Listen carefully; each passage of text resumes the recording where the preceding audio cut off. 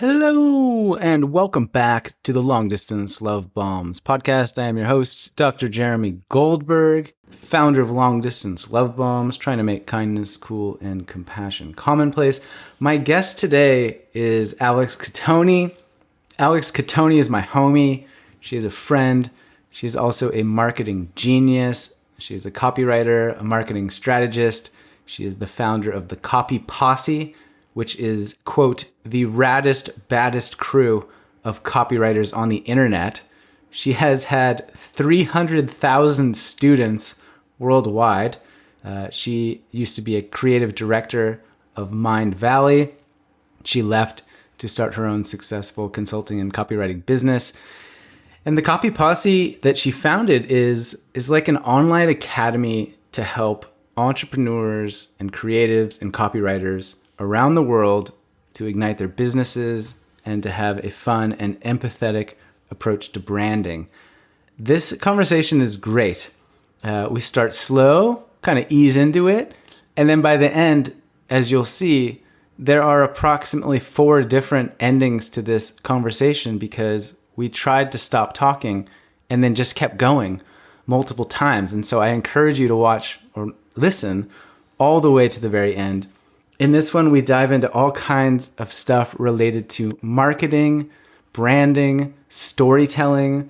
We talk about what's most relatable and what's most memorable. We dive deep into manipulation and the underlying intentions that you can use to discuss your messages, your products, your brands, your offerings.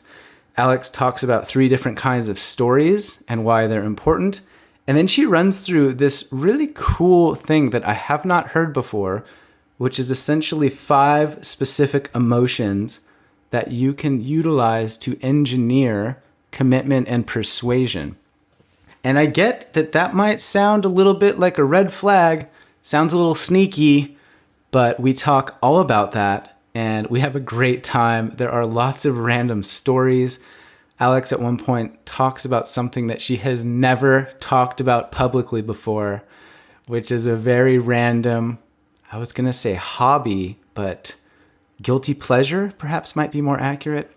Anyway, if you're interested in telling your story, telling your brand story, copywriting, expressing ideas authentically and empathetically, and in a way that feels like it is in integrity, this is a great conversation. You're really going to enjoy this one. And I've included links to all of Alex's social media, YouTube offerings in the show notes. So do check those out. Subscribe, follow her. She's a good pal. Okay, without further ado, enjoy this conversation with Alex Cattoni. I'm actually excited for this one also, Alex, because I have a good intro question to ask, and I often don't. Oh, no. Yeah. I'm a little scared. I hope my answer is as good as your question. It's great. I'm like, oh, I feel like this is a good starter. But Awesome. Before we dive in, how I always start is just like, hey, for those listening that have no idea who Alex Cattoni is, what you're about, what you're passionate about, how do you describe yourself? Like, who are you? Oh, just those questions I ask myself every night as I lay in bed. Who am I?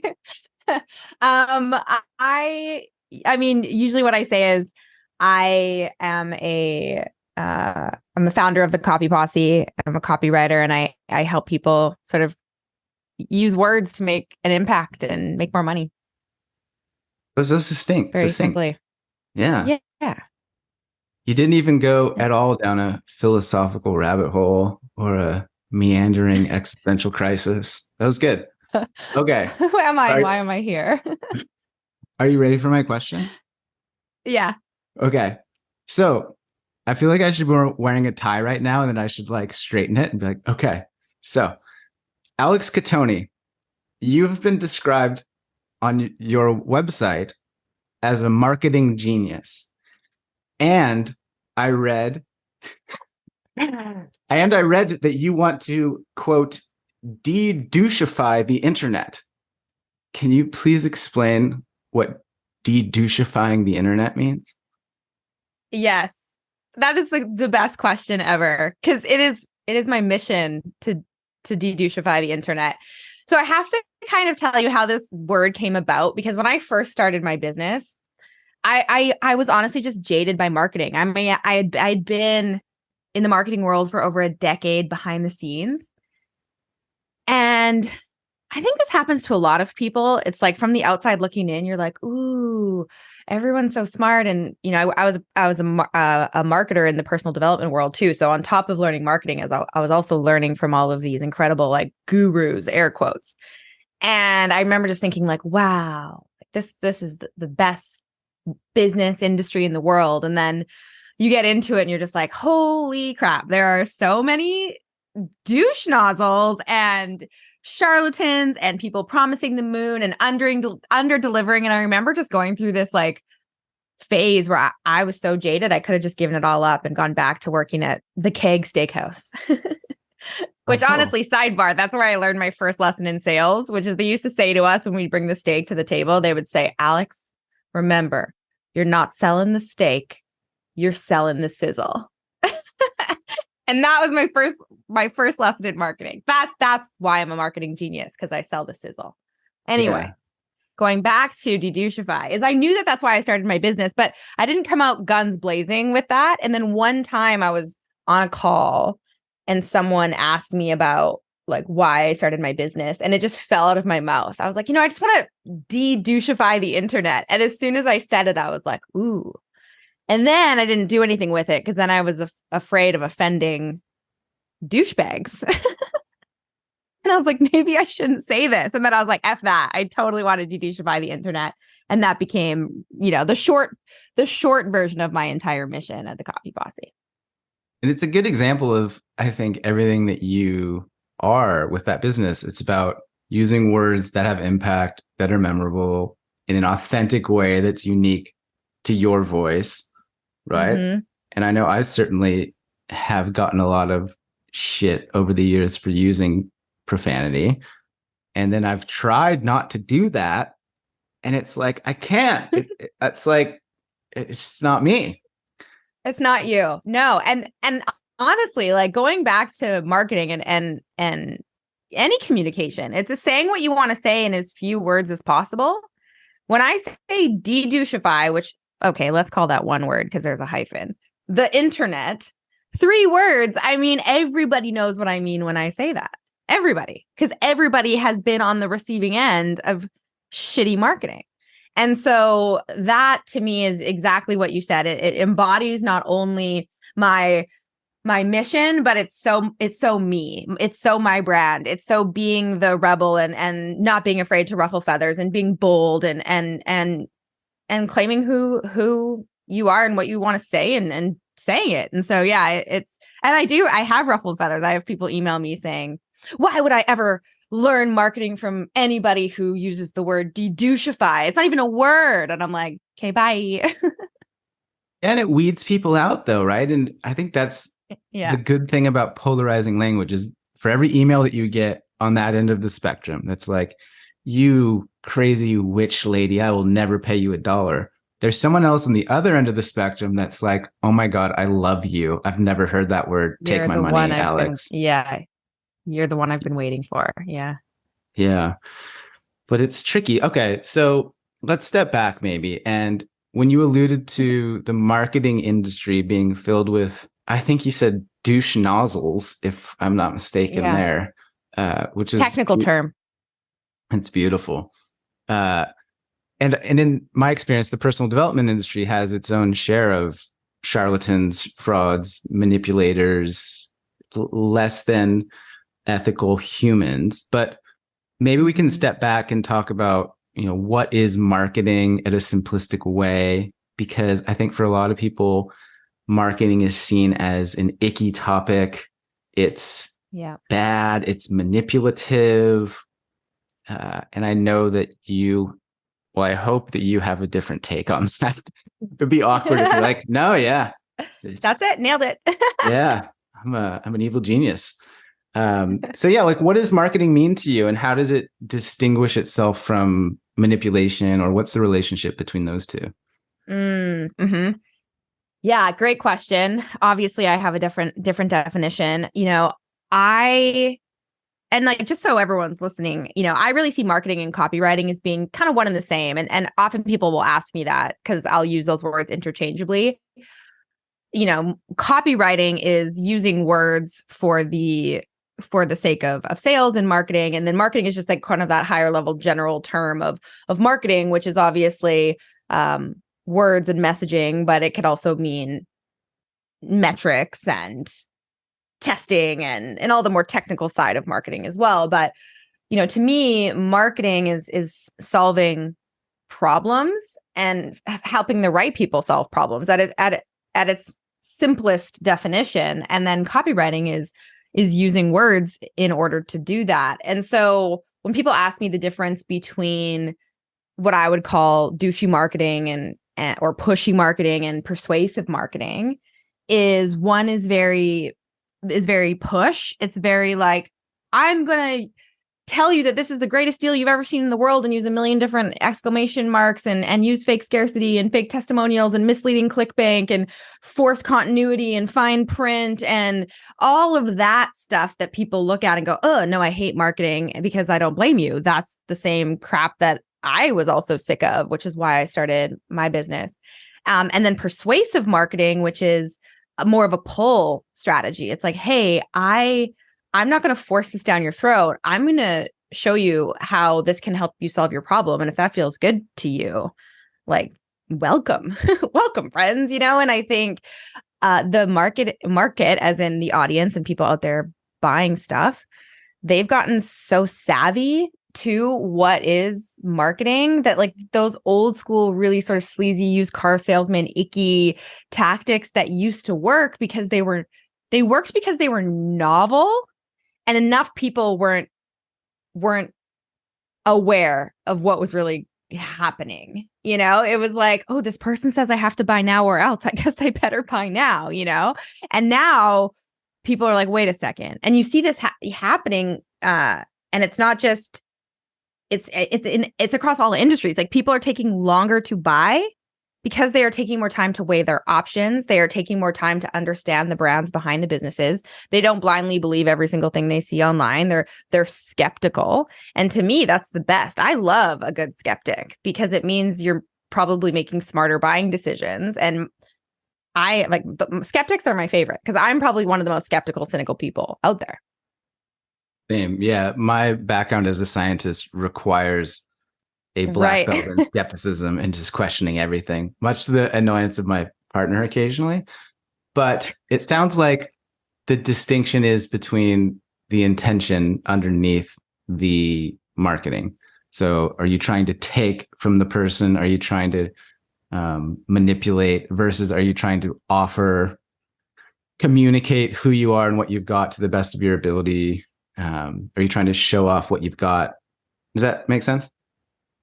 Yeah, I think so. And I think what's really cool and like what I consider sort of modern marketing now is that anyone out there can use like social media or other platforms to reach an audience. Whereas before, marketing felt like, oh, it's this thing that only a few people really, know how to do. And you picture these Mad Men era executives around a board table. And it's like they have meetings just around like, how can we manipulate people, And the interesting thing about the word manipulation is that it's gotten a really negative connotation, of course. But when you actually like translate the root of the word, it just means like changing things by hand. Like man is hand. And then anyway, I could look up the exact etymology of it. But in this word manipulate is like, yes, marketing can be seen as manipulation in a bad way. But if you look at it through the lens of marketing is delivering a message and letting the customer have the control about whether or not they want to receive that message, I think that's the pendulum swing that's happening. Is good marketing today is about actually putting control into the customer's hands, letting them decide who, where, why, when they want to buy from someone. And that's actually really exciting to me because people are now able to learn from whoever they want, not just, oh, the big, huge brands that have the budgets and can buy the Super Bowl commercial ad spots. Now you have someone who, let's say, is like really passionate about gardening. We were talking about gardening before we pushed record. That person who like lives and breathes gardening can now start a business where they're helping someone who really wants to learn gardening. And so what's happening is the power used to be in like the select few who had the budgets and the tools and the access to be great marketers. And now everybody has access to these tools. And it means that the people who have great messages and are able to really serve people in that way are learning how to do that. And the people over here are getting kind of freaked out about it. I mean, you see a lot of the old school types of brands going, oh my God, we can't compete with these influencers who now have, millions of followers because they have more reach than we do now as people move online and onto social networks. And so I think there's like a real distribution of a decentralization of marketing power happening, which is exciting.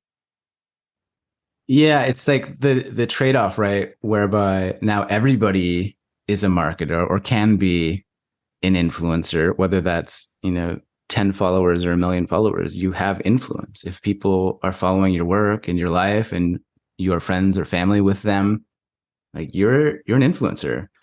And I love this idea that manipulation can be not just a negative, but a positive, right? If you are manipulating someone in a positive manner, that's like encouragement, right? Or, hey, great job. Feedback is a form of manipulation in some regard.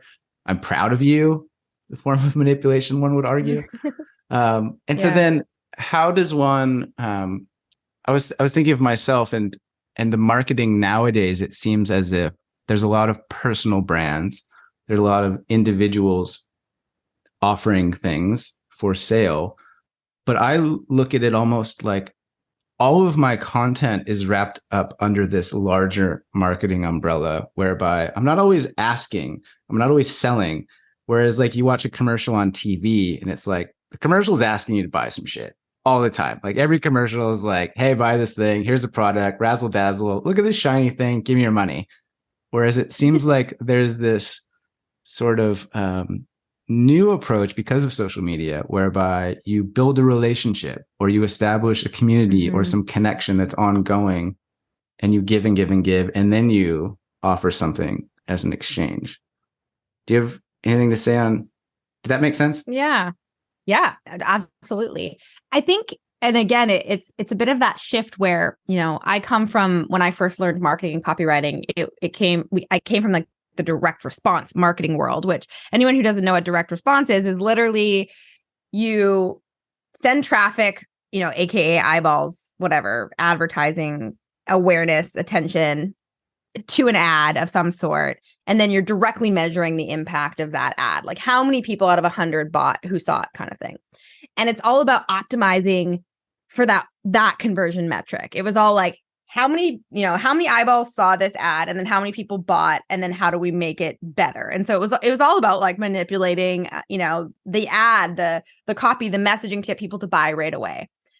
And now what I think again is happening is like marketing is like you're saying, it's no longer just about that. It's about building a relationship with an audience who then trusts you enough to then want to give you their money. And what you're seeing is people are taking a lot longer to buy. It used to be that if someone didn't buy within like, let's say 7 days of seeing a Facebook ad, the old school thought was literally buy, die, or unsubscribe. Like they're either going to buy, they're going to die, or they're going to unsubscribe from my list. And then they're basically like, they're gone. They're out of my world. So it was all about how can we get as much money out of people as quickly as possible. And what you're seeing now is people are just taking longer to buy. So when I look at my metrics, the vast majority of people in my business purchase after 30 days, 60 days, like even 90 days. I have people who have been part of my community for over a year, 2 years, and until they made their first purchase. And I think the importance of that is just understanding buying behavior, where people don't only want to know what you do or what you offer, but they want to know who you are. And so when I think of what you're talking about, it's, hey, this is who I am. Like I'm Jer. I have this business. I have this podcast. I have this book. and people want to get to know who you are. And so then when it is time for you to offer something, you can say, hey, I also have this really cool thing over here and you can go buy now. And those two ideas working together to me is what makes really good marketing. So the way I kind of talk about it is a mix of direct response marketing, because don't get me wrong, you still want to be able to get people to take action. You don't want to be someone who's like, it's okay, you never have to buy. Like, you want to give people a reason to buy, of course. Like, we're in the business of making money as business owners. We have to pay bills. That's our job.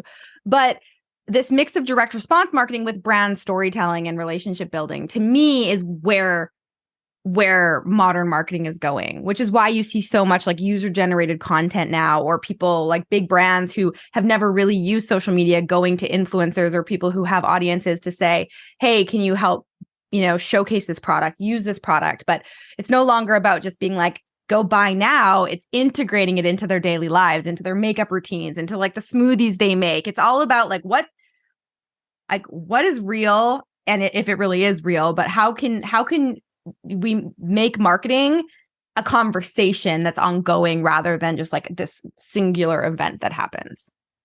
Yeah, I think that's a really good way to summarize what I was attempting to ask before. Like, it's no longer just a one and done kind of approach. It's more like a courtship or an ongoing relationship, really. And for me, like, I don't want to spend money with assholes or douche nozzles, to use your language. Like, I want to invest in people that are good humans, that have good hearts, that are also doing good in the world that I can learn from. And if that means I need to take a week or a month longer to actually tease out the energy of this human, then I'm going to do that. And I think that's what you're describing here. And I think that's one reason why your business is so successful, is because, like, just full transparency, Alex and I are homies, like, we're friends, but like, you're a good human. Like, you're great at what you do. You're a marketing genius, of course, but also like, you're a good human. You care, you have integrity, you want people to succeed. And you can't necessarily fake that over the long term. But whereas in the short term, previously you could. But nowadays with social media and everything, you get found out quick and your reputation can disappear immediately. So any advice for those listening in terms of like, how do you build a relationship with an audience over time using copywriting, marketing, words that work? Like, how I know I have a note that we're supposed to talk about storytelling. I don't know if like this is the time, but like, this is a good time to talk about storytelling. Okay. Yeah. Good cue. Thank you. Right. I mean, honestly, as I said, you could talk about whatever the hell you want today. It's all good. No, but storytelling, 1,000%. There is, we are all obsessed with storytelling. I mean, look at the shows we watch, the podcasts we listen to. I know for me, like stories run my entire life. If all I could do is tell and talk about stories and listen to other people's stories, like I find that genuinely super interesting. And I know I'm not the only one. I mean, there's been tons of studies that prove that, like, people remember stories 22 times more likely than they remember facts. Or there was a case study that I like to reference. It was done by, I want to say there was like an organization called Save the Children, which had brochures and stuff to get people to donate to, children in need. And they did this test on sending out a brochure. One had all this fact-based information about the number of people that you would be supporting if you donated to this cause, and how many kids were impacted, and like very fact-based information, versus another one that they tested, which was literally just the story of one girl, a 7-year-old girl who was battling, starvation, and the story of how her life was saved. One girl, that's it. And it was these two different brochures. And I'm a storytelling geek, and like you, I love research. And so for me to kind of know, it's not just that we like to sit around a campfire and tell ghost stories, even though we all probably remember our favorite ghost story from when we were a kid. Stories are memorable to people, and they bring your reader's guard down in a way, again, not to sound like, ha ha ha, I'm an evil genius, I'm going to bring your guard down, and when you're least expecting it, I'm going to slide in and sell you something. But there's a term called narrative transport that's used in writing and screenwriting, where you get lost in story. So if I send you an email about something maybe that I'm trying to sell, right? And I say, hey, Jer, guess what? Special offer. For the next 3 days, I'm going to give you like immediately you're like, nope, don't have time for this. But if I email you and say, hey, Jer, oh my gosh, you'll never guess what happened to me the other day. I was walking down the street and like, I don't know where I'm going with this story, but immediately you're like, what happened? Right. And so storytelling to me is one of the best ways to communicate in marketing. And one of the reasons for that, aside from the fact that we know it's memorable and it brings people's guard down and it kind of cuts through any skepticism because it's real, is that it's what makes you different than anybody else. Your stories are you. And so if you're listening to this and you've thought maybe you've had a business idea or you want to post content on your social media and you're immediately like, well, I can't talk about that because like a million other people talk about that. And who am I to talk about that because it's been done before? And I can tell you, if you think that, every single person on earth thinks that. But what people can't take from you is a story that has, happened to you in your life, or a takeaway or a lesson through your lens. And so, the three types of stories I like to talk about in marketing are, there's the stories you tell about your brand if you're a business owner. And those would be like, my brand story is that I said it earlier on this podcast. I was in the marketing world for a long time. I got jaded. I hated all the marketing I was hearing or seeing online. I decided to do something about it, blah, blah, blah. That's my brand story. It all of a sudden makes people go, oh, that makes sense. Yeah. Right. So I can tell stories about why my business exists. I can tell stories about how I came to be here today. I can tell stories about what my values are as a business, or the things that really ruffle my feathers, or what I'm fighting against in the industry. And those are all really relatable stories from that brand side. I can also tell stories about my customers, if you're on my email list, I might tell a story about one of my customers who experienced doubt or uncertainty or fear or something that they were going through, to then make you feel like, oh, okay, yeah, this person feels that way too. I just did that when I said, if you've ever felt like you can't post something because it's been done before, you have a business idea and you don't think it's relevant because someone else is posting about it. That's me telling a story about you that's relevant to you. And then there's what I call content stories, which are really just anecdotal. You'll never guess what happened. Life stories that just become good content that connect you, the customer, and me, the brand, together in a way that makes sense. And so I think about that all the time. It's like, am I telling a story about me? Am I telling a story about you? Or am I telling a sort of a random content story that has a point? I mean, we could talk about random stories all day, but the story that you're telling that, has a point and somehow does the job of connecting me to you. Does that make sense? Yeah. And then this is a separate podcast entirely. I was going to ask you what makes a good story, or what makes but perhaps what makes a good storyteller is maybe more relevant to those listening. Of when we talk about that you're your own brand, that your marketing is part of storytelling, you have to do it in your own authentic way that aligns with your purpose and your mission. Like, how do you teach people to stay aligned with that when there are so many different ways to approach all of this stuff? And there's lots of different schemes and tips and tricks. Like, what's the Alex Cattoni version of getting the voice and the mission and the thing all in one congruent place? Yeah, I think, and this isn't obviously like the most strategic answer, but becoming a good storyteller takes practice, just like anything else. And so what I do and what my process is I've actually started literally thinking in terms of, oh, that would make a good story. Like, you and I might be having a conversation one day and I'd be like, I don't know how this is relevant at all to my audience, and maybe it isn't, but that's an interesting anecdote, or that's an interesting thought. Like, I remember one time I was in France and I was at this champagne house, and the guy said something along the lines of, what's kind of crazy about these vines is that, they were planted by the current owner's grandparents, and they planted them knowing that they would never taste the wine that they were planting. And it was like, I just remember thinking, like, that's such an interesting idea. Like this idea of like leaving a legacy and knowing that you can plant a vine that you'll never drink wine from. And I remember writing it in like, I have a note in my phone. And like, so stories to me start as just these little like lightning bolts of inspiration that strike a chord in my heart. And I have I at that point, I'm not like, ooh, yeah, this is good marketing. It's just an interesting idea. And I think you're so good at this too, Jared. Like you just sort of hear something and you ponder it for a bit and you're like, I don't know, is that something? So I have what I call a story inventory that just has like literally, it's like a list of just all these random things.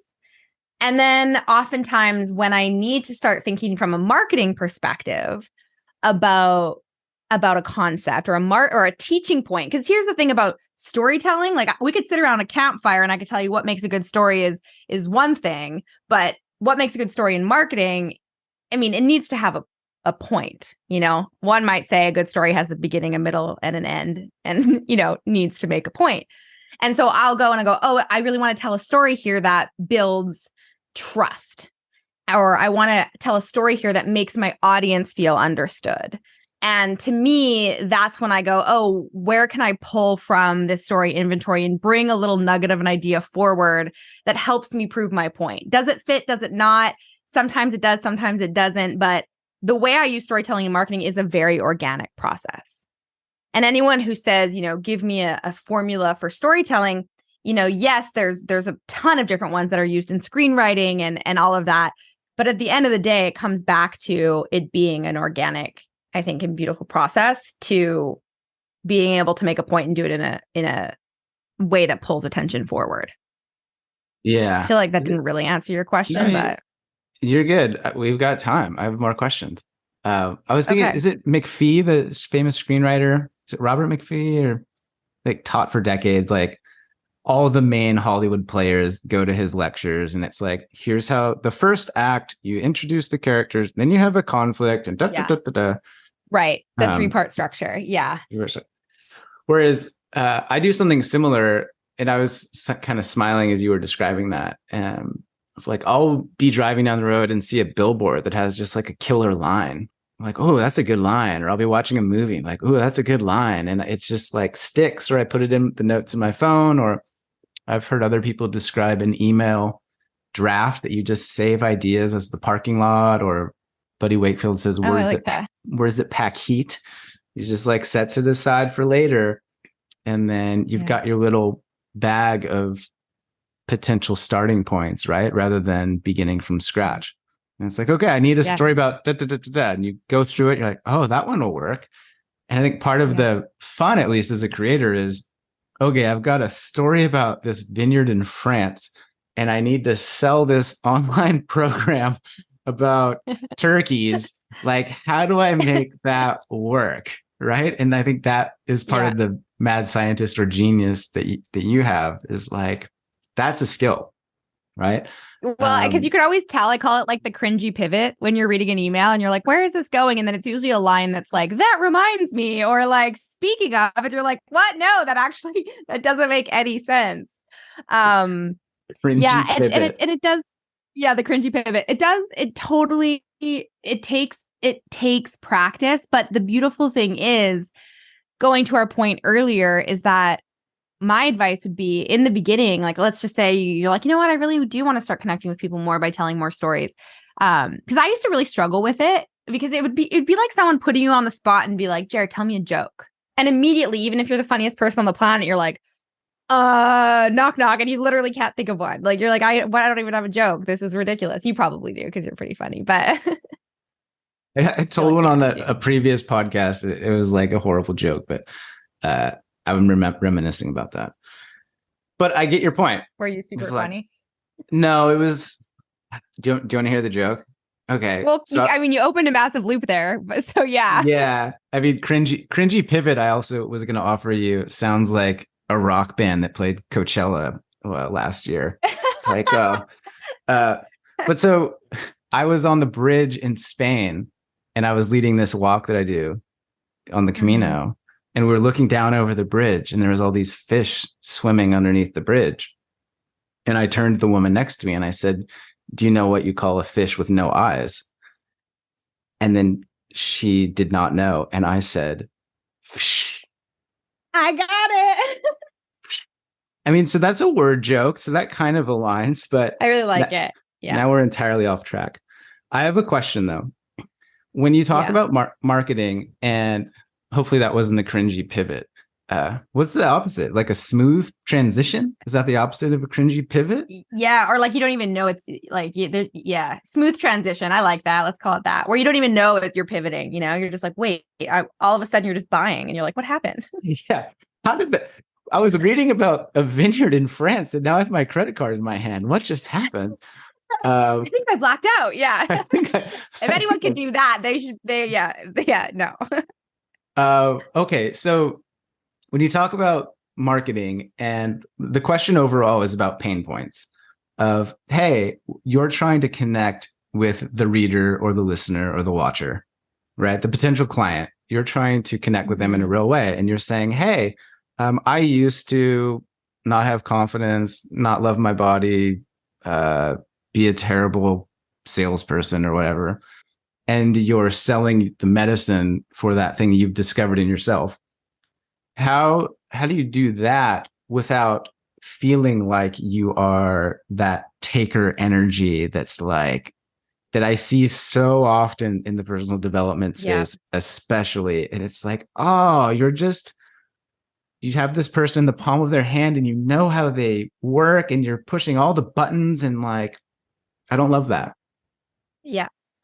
Yeah, I don't love it either. And what's is interesting the right word? When you're reading something, it's like, it's also cringy when you're like, let's say reading something and that someone's pushing all the buttons because they took a program to push all the buttons, and you're like, I can see this like happening. Yes. And good marketing, there is no awareness around like they're pushing buttons. It's because like that's clunky, that's like, okay, great. So I get this all the time where I'll get like cold outreach emails from people, and I literally, it's like they're all using the same script, I'm like, who's teaching this? Like you can just see it like right in front of you. This like someone is teaching people how to do this. And so the one sentence for me, hook at the start, and then the like brief ask in the middle, and it's like, yeah. Or I've even gotten like, hello, Alex, I see that you graduated from insert post-secondary institution here.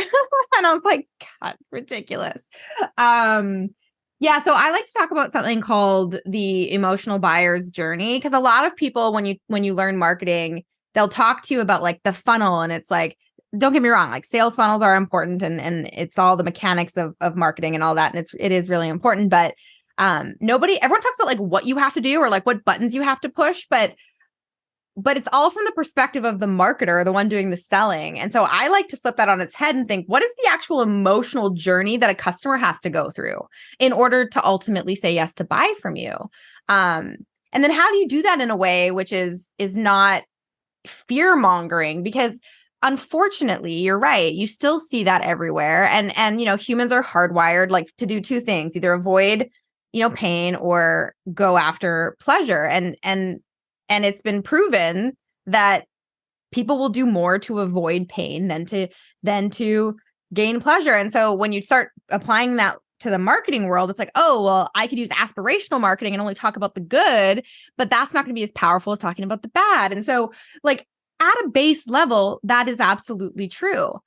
But there is a way to speak to someone in a way that doesn't put salt in the wound or make them feel worse about themselves in the process. And that's kind of what I like to think about in terms of using pain in marketing. Is I like to actually, like, some people will say like use pain. I like to say use empathy and hope, because empathy is reflecting back at your customer what they're experiencing and then providing a solution that provides hope, which is a positive emotion. So how can you take this like potentially negative thing, but really actually make them feel understood and empowered on the journey? And so when I talk about the emotional buyer's journey, the first primary emotion that an audience or your customer needs to feel to buy from you is understood, like first and foremost. So it's that message of, I get you. And there's a really big difference. And the way you even said it was actually very much how I would say it, which is, hey, I used to experience imposter syndrome, or I lacked confidence, or I, did XYZ or had this problem. And so I get you. All that has a very different energy than, do you hate yourself, when you look in the mirror, like that kind of stuff where you're just like, oh, like you see that and you're just like, no. And it pisses me off because guess what? It still works. And I know that there are a lot of people out there that respond to that, and I hate it so much. But making your audience feel understood. And there's a way to do it that is leading with empathy and the message is, I get you, without putting salt in the wound. And all of your people, Jared, and everyone listening to this, everyone can feel the difference. Everyone knows. They're all, very emotionally intelligent. And to me, when you read marketing, where you're like, yeah, finally someone who really understands like what I'm going through. And it doesn't have to be this like deep, dark thing. Like it could be like, hey, do you hate when your cat goes into the litter box and then they scatter kitty litter all over the floor? And it's like, oh my God, yeah, I hate that. It doesn't have to be this like deep, dark thing. It's like just making your audience feel understood. Once you make them feel, so there's 5 core emotions. Once you make your audience feel understood, the next emotion you want them to feel is safe. So it goes from I get you to I got you. So it's, this person understands what I'm going through.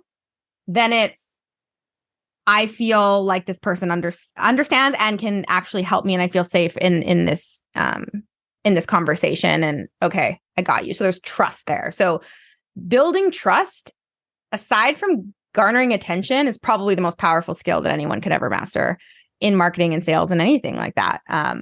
In any relationships, let's be honest, trust is hugely important. Then the next emotion you want your audience to feel is empowered.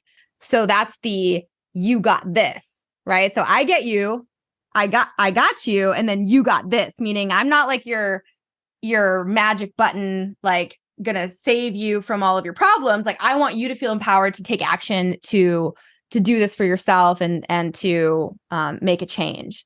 And the best way to do that is through, showcasing case studies or testimonials, or, hey, look at these other people who are on this journey and have experienced results. That increases believability. It's showing that it is possible for other people and you can do it too.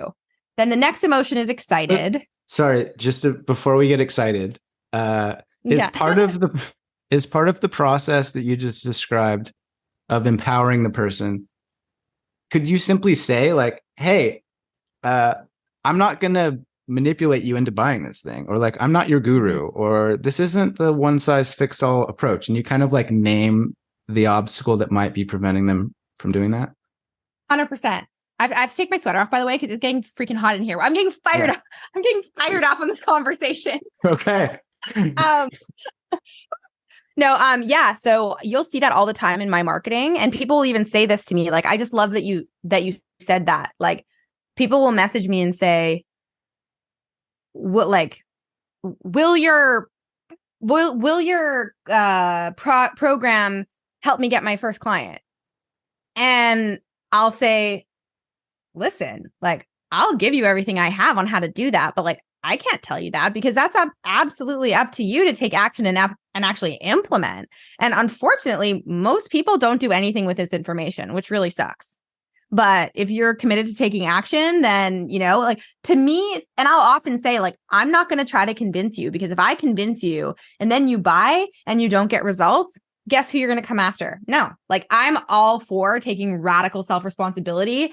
And I use that messaging, which does it turn away some people? Probably. Do I lose some sales as a result because I'm not promising, that this is an easy button to make money? Probably. But what happens is I'm building trust and believability in the process, because I'm not trying to pull the wool over their eyes, Yeah, I think that's a really important point to double down on, which is like the process of describing the product is part of the trust building exercise. It doesn't start like once they're in the door and the thing is underway. It's like, no, moment one, like, you're doing that. Mm-hmm. I love that. Yeah. Okay. Yeah. Okay. So then excited. And this is where most people start with their marketing. They don't do all the foundational stuff. And so that's where they like, you get a lot of the hype, like this is the best offer in the world. And you're just like, wait, what? Like, and they wonder why their marketing doesn't work. Like, they'll be like, I discounted this 99.9% and people still aren't buying. And they wonder why. It's because you didn't do any of the foundational stuff. You're just expecting someone who doesn't feel understood, safe, or empowered to take action to buy your offer. And it doesn't matter how much you discount it, it's not going to work. And that, to me is the showcasing possibility. So for someone to get excited, you want to really demonstrate what the after could look like for them. What's possible in their lives, or, again, I don't want to make it sound like we're only selling like these super life-changing, programs and things like that. But I come from a personal development background, and I know you're very, but so it could be like, world. Imagine you get home from work and your tiled kitchen floor has no kitty litter on it. There's no kitty litter to be seen. Yeah. It is, you could eat off of it. It's so clean. You can walk barefoot and not have that feeling of that cringy little crispy thing sticking to the bottom of your feet. You know?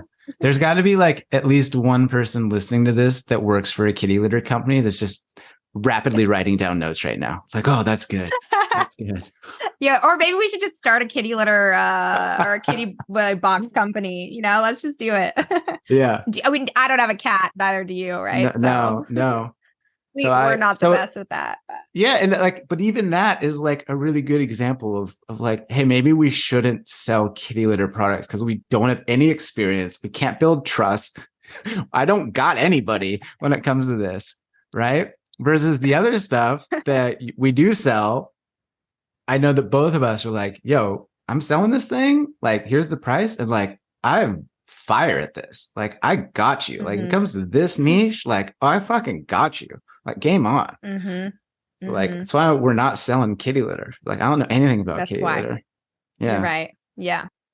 Yeah. Okay, see, I could go like I could ask for friends for a cat. I could pose for like fake selfies with cats. But like at the end of the day.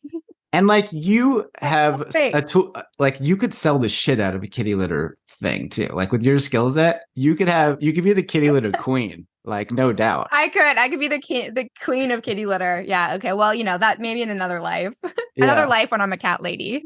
But like, you would never do that because you have integrity and honesty, Yeah. Anyway. Okay. So after we get, what is it? Safe, understood, empowered, excited, safe, empowered, excited. Yeah. And then there's one more emotion. Yeah.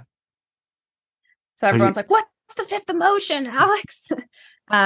It's committed. And that's like, again, that's like okay, this is where people are like, now I'm actually ready to give you my money.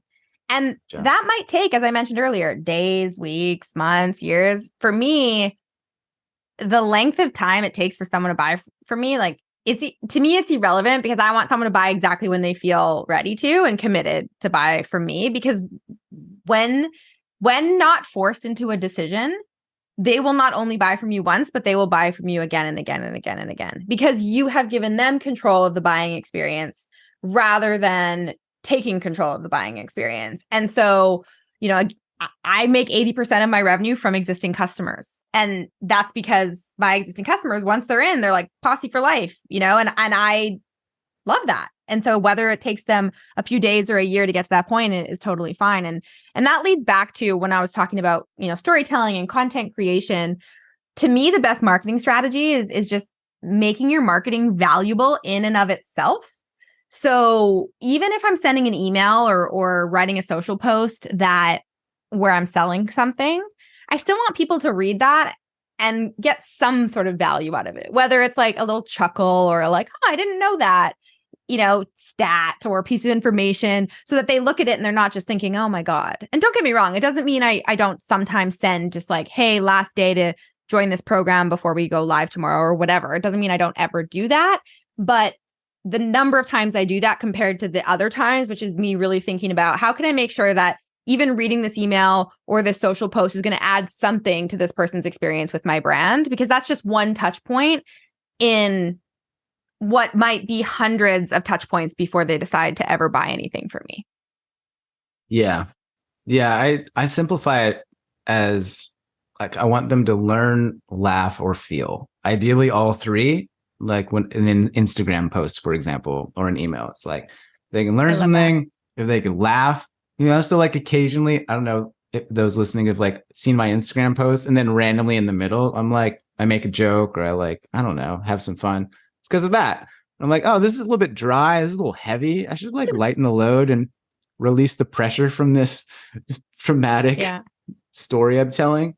But that's so you too. Like having Yeah, had so many in-person conversations with you, that's like that is who you are. And I think that's yeah, again what makes marketing so great is just showing up as you are, without trying to fit into any sort of mold, because people can feel that. Like we can all think of times where we see something online or on, and we can't really explain it, but like we're like, oh, that feels that doesn't feel, that feels weird. I'm gonna unfollow that icky. person or whatever, Yeah. So when you work with people that are feeling insecure or a lack of confidence, and you're telling them, oh, just use your voice and be yourself and share your story, how do you help them understand that that's actually the secret sauce, or to start making progress in that direction? Yeah, I mean, that comes up so much, and I think the best thing I can share is that everybody feels that way. I think. I mean, it's like a whole, like you think about how social media has just completely changed how aware we all are of the way we're perceived online, and like what people are going to think, and I spent so much time waffling over, I had this idea of starting a YouTube channel, and I thought about it for so long, like so long, because I was this kind of perfectionist who wanted to do it right. And I wanted to know the exact strategy to follow to guarantee my success. And the first couple months of videos, I watched them now, I'm like, God, it was so awkward because I was trying so hard to be someone I wasn't. Yeah, like exactly. I feel scripted. I feel I don't even recognize myself. Does anyone else notice that? No, not really. And I think that's the thing, is realizing that like nobody's looking at you that hard. I think we have this fear that like we're gonna put something out there and then everyone is gonna be like, snicker, snicker, snicker. I knew it. See, that person doesn't know what they're talking about. They're a total fraud. They're, all of the things that we tell ourselves in our heads. And, in the beginning, I think like it does take some time to get more comfortable with sharing. And the only way to do it is to move through it. There's never going to be a moment where you're like, this is going to feel super easy. Even now, I still sometimes have those moments where I'm about to push publish on something and I'm like, this makes me feel uncomfortable. But I'm like, no, Yeah, I'm so going to do it. Like, I want to share this. like years ago, I realized that I need to flip that narrative entirely. And so now, like, I pursue those moments that you just described. Like, if I've gone too long on Instagram, for example, where I don't feel scared to post something, then I know that I'm just marinating in my comfort zone and I'm not Totally. expanding or growing. It doesn't make it any easier, but it makes it a little bit more fun. When I'm like, oh, I got to up level now. Like, this sucks. Totally. Don't love And to hear that. someone like you say that you still get uncomfortable to post stuff, I think that's so relatable. It's like, yes, it's not like you all of a sudden one day are just like, I'm always just gonna feel great, putting myself out there in that way. You kind of train yourself to sit on that edge of that comfort zone. And I bet you, I mean, correct me if I'm wrong, every time you post something that makes you feel slightly uncomfortable, you get way more positive feedback than any of your safe stuff. Yeah, it's more real, right? And people can feel when you are at the edge of your comfort zone, at the edge of your capability. Like, there is something so relatable about being scared and doing it anyway that I think people are really drawn to, like moths to a flame. Like, you can't fake that kind of vulnerable. I mean, you can fake vulnerability because we're creators and writers and you're a marketer. Like, you absolutely can. And you see it though. Like, you see the fake vulnerable shit online masquerading as marketing. It's like, that's not actually scary for you. You're just using all the words. Yeah. But yeah, I was talking to It's like a funny, I don't know if this is relevant to anyone listening, but I was talking to one of my friends yesterday, and it was about like someone in my community had said, I've been doing this thing for a while, and like I feel like I'm just back at square one, like, just back at, I feel like a beginner all over again. And as she was talking, in my head, I'm thinking, I feel like a beginner every damn day. I'm like, does she not know that? And then I was talking with my friend who was also on this call with me, and I said, it's like, and he actually used the analogy of like Mario Brothers, where he's like, there's levels and you start to play Mario Brothers. So imagine it's like you want to start a business, or you want to start creating content online, and you're like staring at your Instagram account and you're like, I need to start creating content. And you're comparing yourself to like, who knows, maybe Jerry, you're comparing yourself to someone who's already on like level 10 of this like Super Mario game that we're on. And so you're scared to put yourself out there, but then you start the first level. And it's a little bit awkward at first because like you don't know when the fireballs are coming, and you don't know when you're supposed to jump to like get the mushroom, and like you kind of have to figure it out. And it's awkward at first. You die right away, and you're like, oh God, right back. It's like that's the start, whatever.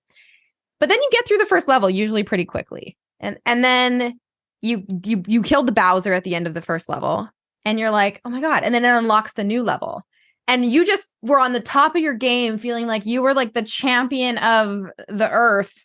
And then you're on level 2 and you feel like a total beginner again. And guess what? There's like new fireballs. And now there's like these like spinny things with like spikes on them that can like, kill you. And then you're like, what the hell? And you might die a couple of times. And then you get to the end of that level, and then there's a new Bowser to kill. And I thought that was such a good analogy because, every time you get to a new level, you feel like you're a beginner again. And so I have that same kind of thought pattern in my business, is like, if I'm not feeling like a beginner again, I'm not pushing myself enough, or I'm not having uncomfortable conversations, or I'm not doing the things that I know I need to do to grow. But that doesn't mean you're back at square one either when you feel like a beginner. It just means you're starting a new level. Yeah, you're back at square one of a new level. It's like the feeling's the same, but the context is totally different. And like when you play that level again and again and again, and you know where all the bad guys are, and you know where all the secrets are, and you're so good at it, after a while, it's boring and it's not very fun. Like we deep down want to be challenged and we want to feel alive. And unfortunately, starting again, feeling humbled, feeling overwhelmed, or like the imposter is a quick way to feel very alive. And when you're describing that video game, I pictured like a shooter game where you like get the bigger gun and maybe the bigger like armor, and you're like carrying this huge weapon. You're like, yeah, I'm a badass. And then you like go to the new level, and it's like, oh, there's like a fucking Tyrannosaurus or something that like your gun doesn't work on. You're like, oh, yeah, I need to up level and upgrade and learn some stuff. Yeah. And that's it. Like on that point, just again, going back to like the confidence thing, and then we'll wrap up that conversation. It's like when you're just starting level 1 of whatever that new thing is, like, let's just say it's starting to put yourself out there online. The scariest thing about that is you have no idea who else is at level 1 because you don't know them yet. So it's like you're comparing yourself to the people who are already further along than you. And like, how cool of a gift could it be to be able to look at someone who, let's say, you admire online and love their marketing, and be able to like rewind to when they were first starting level 1? Because guaranteed they were just as like, they were having the exact same thoughts that you were. And so the best thing you can do is just be like, you know what, I'm going to get through this first level, even if it's messy or awkward. And maybe this content or this storytelling isn't the best, or maybe I like it, that's okay. Like, just go for it, get through level 1. The example I use with that is look back at Joe Rogan's first podcast episodes, because the videos are out there and they are horrible. It's just him fucking around with a bunch of his buddies in his like living room. And now he has, the biggest podcast ever. And that's just how it is. You have to just get in the arena. But on that point of levels, I often will talk about people who say they're at level 1 and they're comparing themselves to those at level 3 or 5 or 10. And they're like, I can't create that course. I can't sell that coaching program. I can't make kitty litter royalty boxes or whatever. And not realizing that it's like a pyramid. So there's a whole lot more people at level 0 than there are at level 10. And if you can get yourself to level 1 with any amount of knowledge or skills or abilities, you can get paid to get people from 0 to 1. Like that is a career, right? Like I'm sure in your industry, there are lots of folks that are like copywriting 101, like for copywriting for noobs that are like, here's how to spell, right? Like that's an industry. And like, we need that. Yeah. And then it builds from there, but it doesn't make it any less comfortable in my experience to begin. Well, no. And the best thing about that though, too, is it's sharing it from this perspective of, hey, I'm only 2 steps ahead of you, or I'm only 1 step ahead of you. So I'm going to just share with you. And I talk about this in marketing, this idea of perspective. Everyone on the internet thinks that in order to start building an audience or having any sort of authority, they need to be the quote unquote expert. And that word has been thrown around so much. And then it also, I think, stops people from moving forward, because people who are maybe skeptics or cynics are like, I am not an expert. I'm not going to be that person who pretends to know that when I don't. And like, I love those people, because it's like, yeah, like, great. Thank you for not trying to be an expert at something when you're not. But there's other lenses through which you can relate to people. And so one of my favorite ways to kind of gauge this is to look at your favorite podcasts. So like, I'm a big true crime fan. And I listen to a whole plethora of true crime podcasts. I listen to ones that are like from the investigator's point of view, where they break down the forensics and they do like analysis, and it's all very scientific. And you're like, that's interesting. And then I listen to ones that are more like investigative reporters, where they're like on the ground doing interviews and they're gathering information that way. And then I listen to some that are literally just like 2 best friends who like love true crime, and they're sitting there just like jibber jabbering about true crime. And like, I relate to them in another way, because it's funny, and like they make mistakes and they say things wrong, and then they get corrected, and then they have to do corrections corner. And I think it's hilarious. And anyone who knows true crime will know exactly which podcast I'm talking about. And then there's like all these other ones that I listen to. And that actually is what got me on this idea of teaching this, is that there are different perspectives to build authority in any sort of messaging. And the expert, as in like, I'm a homicide detective who has 30 years of experience in the field, and this is my podcast, is a very different energy than, oh my God, I'm such a big fan of true crime. I know I'm a little bit weird. Like, how about you? Like, let's talk about this murder. Oh my God. Yeah, totally. Like a friendly sort of peer perspective is what I call it, versus the detective, which I think is one of my favorite sort of lenses, which is like, I don't actually really know any of this shit, but I'm going to go find it and then bring it to you, because I'm curious about it. Maybe you're curious about it too. Tim Ferriss started his podcast that way, just like interviewing people. Joe Rogan, right? Where it's just like, I don't know anything about this. I'm just going to interview the people who do. And so there's so many different ways to start showing up and sharing experiences in a way that isn't you pretending to be anything you're not. I love that so much.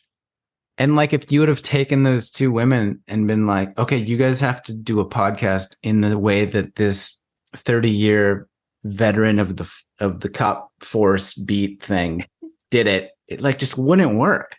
It wouldn't work. No. Yeah, there's a million products or people out there doing their own thing, but they're not doing it like you are doing it, right? And like, that's the actual magical thing. They haven't lived your life. They don't say it the way you would say it. I think that's a really great way to finish. Like, that was fire. I like that little true crime tangent. And I actually didn't know that about you at all. And I'm like, now learn something about you. Like, oh, you're it's like a dirty secret that I keep, right? Like, Jack is always like, my husband's always like, God, why do you listen to that? And I'm like, I find it very, very relaxing. I'm like one of those. I guarantee that there are people in your community, Jer. They'll reach out to you after this. They'll be like, no, it's a thing. True crime. Way more people are into it than you think. They'll know exactly what that podcast that you alluded to was too, I'm sure. Totally. Like, oh my God, Alex listens to fucking Bo and Jane talk blood or whatever it is. Like, okay, well, that's a good podcast name. Talk blood. Okay, great. Yeah. I'm going to start it.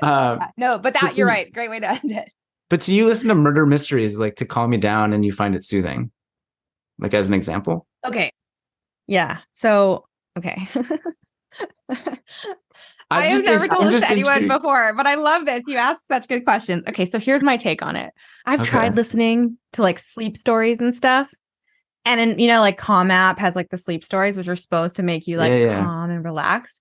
And in my mind, there is nothing more anxiety inducing than having really anyone, but like, let's say a man like whisper, like, now just relax. And you're just like, fuck you, man. Like, you don't know what I'm going through, whatever. Right. So I find sleep stories the most anxiety inducing thing. And I think it's because I don't relax. And then I get in my head about like, what's wrong with me? Why am I not relaxing to this guy telling me that I should relax?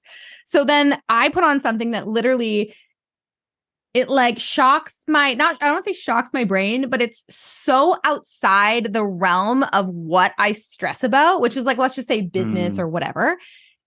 It's narrative transport. Hey, look at that. We're bringing it back full circle. It's putting me into this state of just like being so immersed in a story that's so like outlandish and wild that I literally within 5 minutes, I'm asleep. Yeah. I mean, it's like dream inducing, right? You get transported away from your current space, your current reality, anxieties, worry, and you're in a different realm. And it's like, yeah, away you go. The pro tip though is because then everyone always thinks like, so wait, do you fall asleep listening to murder podcasts? And then it's just like subconsciously programming your brain while you sleep. You have to put on the sleep timer that's like it automatically turns off at like 15 minutes. Yeah. So just in case anyone's worried too. that. Yeah, exactly. Do you find, does it give you nightmares? No. No, you're like used to it now, huh? But I also too, like there's different, now we're going deep into the true crime, genre. Yeah. But like, I don't listen to the super gruesome type of like true crime stuff. Like I'm not interested in the actual, like, I'm not interested in the actual, like, no, what to me, it's more of like, wow, what was that guy's childhood like that like made him do that? And so it's like 95% of the true crime podcasts I listen to are very little about like the act of the murder or whatever it is that happened. It's a lot of like the buildup and the really it's the storytelling and the psychology and the stuff that I find interesting about it. It's like so that's my personal flavor of it. Like putting the whole puzzle together, so to speak. Right. Yeah. Okay. Well, on that note, Alex Cattoni, marketing genius. I know you have an Instagram, you have your Copy Posse YouTube. I'll put links to all this stuff in the show notes. But is there any final words or anything we missed that you're like, Jared, come on, bro, I have to say this? I can't believe you didn't ask me about this. No, honestly, this was great. This was one of my favorite podcasts because you're so great at asking questions. And I am fairly certain that I have almost never answered any of the questions you asked me in that way before. Yeah. Wow. So you are a great interviewer and it's fun. I enjoyed chatting with you. Thanks. Yeah, we've already done like 64 minutes. And we could totally keep going. We'd go on so many tangents though. So, I think true crime and a great way to end it. Yeah. I'll also share, we had dinner a couple weeks ago and I was sitting across from you and I realized I had this like epiphany moment of like, oh, look, I haven't had Alex on the podcast because when I started the podcast, I basically just went through all my friends. I was like, I need guests, made some calls, sent some texts. And then once I went through all my friends, I was like, oh, I expanded it out of like my acquaintances or like my friends of friends. And then, it's been years now, but I was sitting across from you. I was like, wait, like what? Somehow you eluded my trap at the beginning of this. So I'm glad, after 100 meanwhile, I'm over here with a complex. Like, oh my gosh, I can't believe you guys never asked me to be on this podcast. No. How many YouTube subscribers do I need? Like, how many awards do I have to win to get on I've just been doing it all for this moment. You're retaring now. It's over. Like, sorry, it's Copy gonna be Posse. in my like stage bio now. They're gonna say, founder of the Copy Posse and guest on Jeremy Goldberg's Long Distance Love Bombs podcast. I hope it's gonna be God, what did you call it? A crunchy pivot. What was the word? A cringy pivot. A cringy pivot, and you're like, stay tuned for my next career shift, and then you launch your like kitty litter queen brand. like had a revelation. Anyway, we're off track. We're derailed. Big hugs to you. Thanks for coming on. Appreciate all the Super work you fun. do. And if you're listening, Alex is one of the good ones. Go watch her stuff. Your videos are all, like we're gonna end this at some point, I promise. But like your videos are like they're really well done, Alex. Like I watched a couple in prep for this, and I was like, you've got it very aligned with your personality and like the quirkiness and the like vibrancy. It's good. It's really good. Thank you. That took time to, I mean, I promise we'll end it. We've had like 3 false goodbyes. It's like those emails that we write, those emails marketers write with like 18 PS lines. PPPS. Yeah, so finally, PPPPS is that it took me a while to get there. Like, I remember this idea of like, when I first started doing YouTube videos, I would stress out about it so much because it really felt like this production of like me having to get it right. And then now it's like, oh, I can just turn on the camera and just be exactly like who I am. But like, again, it took time. It takes time to feel fully confident and comfortable in that. And so, you know, I that's the best compliment that anyone can give me now is like, oh, when I see you online, it's like, you're exactly as you are in person. It's like, okay, great. Thank you. Like, but you know, it takes time to feel that comfortable. I totally agree with you. Like, that's one of my favorite things to hear at events or retreats is like, oh, you're just Jer. Like, you're the same guy. And I'm like, yeah, I'm super fucking lazy. Like, I don't have time or energy to pretend to be some character on the internet. Like, I'm a lazy dude. It's just, this is what you get. That sounds like a lot of work. Yeah, exactly. How much work? Yeah. And I could say that too. You are absolutely the same across all different platforms and in the human real life. Yeah, they call that real life is the term. All right. Real life. There we go. That's fine. I stay online too much. We're gonna end it. Okay. We're gonna end it. Like, I'm for real gonna click it. Okay. That's so good. Crime podcast. What in the world? Anyway, as mentioned, Alex Cattoni is a genius, and I've included links in the show notes to all of her stuff so that you could get into her space, watch her content, check out her YouTube. I've got links to the website, the Instagram, the LinkedIn, the Facebook, the YouTube. She's got the whole collection going. And that's really all I got. Thanks for being here. I appreciate you letting my noise go into your ear bones. And thanks for supporting the podcast. If you know somebody that needs to hear this, please do share it. Please do post about it on social media. Put it on the side of a blimp and drive it around the city that you live in. Anything and everything is helpful and appreciated. You're the best. I adore you. And I will talk to you soon.